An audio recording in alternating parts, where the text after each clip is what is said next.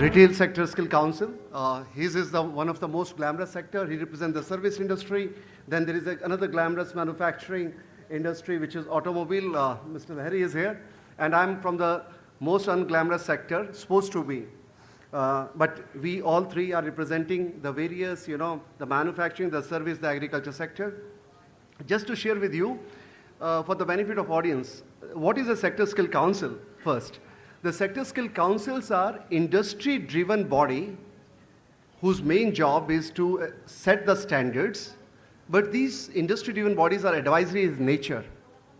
And they do the activities of curriculum development, development of skill inventory, development of conducting training of trainers program, assessors program, and establishment of center of excellence.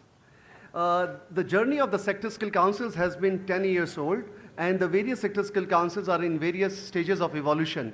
There are almost now 36 Sector Skill Councils in various sectors, you name it, and there is a Sector Skill Council. So the ministry is trying to now reduce the number of Sector Skill Councils from 36 to approximately 30 because they find it difficult to deal with so many sectors. But India is a huge country, and the industry size sometimes is also so big, and the geographical reach that you need, a certain number of Sector Skill Councils. Talking about the Sector Skill Councils, we are the chief facilitating bodies as well as the chief whipping boys as well. The favorite whipping boys. I will explain to you how it is. So when we started this journey, before this thing has happened in the last 9 years, we all used to talk about NSQF. The government passed a Gazette notification in 2013 to give dignity of labor to the blue collar jobs. But where were the qualification packs? Where were the standards? So we started developing the standards in collaboration with the industry, in collaboration with the government, in collaboration with the academic institutions. Secondly, there was no certified trainers at one point of time. There were no certified assessors. There was a lot of criticism from some multilateral agencies and saying India में अच्छा नहीं है, trainer का quality अच्छा नहीं है, assessor का अच्छा नहीं है. भाई एक दिन में नहीं बनता अच्छा, टाइम लगता है. If it took 25 years for the foreign countries to come to a particular standard, you cannot expect wonders just in 6 years. But yes, today we can take pride. All Sector Skill Councils, we have got a cadre of certified trainers, we have got a cadre of certified assessors, we have got model curriculums, which were not there. You can find faults in those curriculum, but yes, the first draft is always bad, and then you start on improvising it. We have got participant handbooks, which are just like manuals now. And of course, we derive our strength from our partnering institutions like PSSCIVE or other ministries, and that's how the things. And I'm sure in the last few years we have done something good. That's why the government has also reposed faith that in addition to the so-called designated trade, which is there for so many years and has done good work, but still our number of apprentices is far lesser as compared to a small country like Germany and compared to India. So if in the last 1.5 years, now the things have started rolling, okay? The apprentices are also coming out from the Sector Skill Councils. So that's talking about the Sector Skill Council. I will leave the innovation part to my colleagues, but just about the experiences, talking about the agriculture sector per se, which is the largest employment sector from India, but when the Sector Skill Councils were envisaged, the agriculture was not one of them.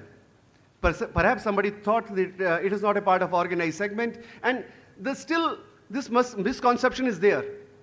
Even if I go to meet somebody policy maker, he says, "अरे आपके banana growing में क्या होता है? क्या वो मच्छी मारने में क्या होता है?" So that's the mindset. I was very happy when Professor Mazumdar mentioned in his first slide about aquaculture and about fishing with GIS. Or Mr. Ramhari mentioned that we do need skilling in the largest employment sector. In India, the farmers are skilled, they're partially skilled, they need upskilling and reskilling in terms of their competencies. And our ground level realities are totally different. When we talk about the industry, in India, agriculture is 98% unorganized. 2% is organized. Ours is a small and sustainable farming, whereas I cannot compare myself with Australia having 2,000 hectares of land or somebody in Europe having 200 hectares of land. So we need to make those customization. India's need is for low-cost farm mechanization and competencies, because Industry 4.0 certainly cannot throw all kind of new job roles for all kind of industry. So there would be certain competencies which would get added. A farmer would need to understand how he can use some GIS tool, or he can, use drone for putting fertilizer or pesticide or some agrochemical from the top. So as far as the industry is concerned, of course, it was the first attempt. We tried to make industry behind us. We have got horticulture industry, we have got dairy industry, poultry, fishery, and besides the farm mechanization industry, which is actually the main organized segment of the industry. In these particular sectors, see, we were a new amoeba on the horizon.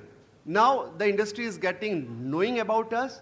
Now, earlier the placement never used to be a job of the Sector Skill Council. It was not the part of original mandate. Somebody failed, and that's why the faith was reposed in Sector Skill Council for placement and apprenticeship, and apparently we are doing some good work in the last.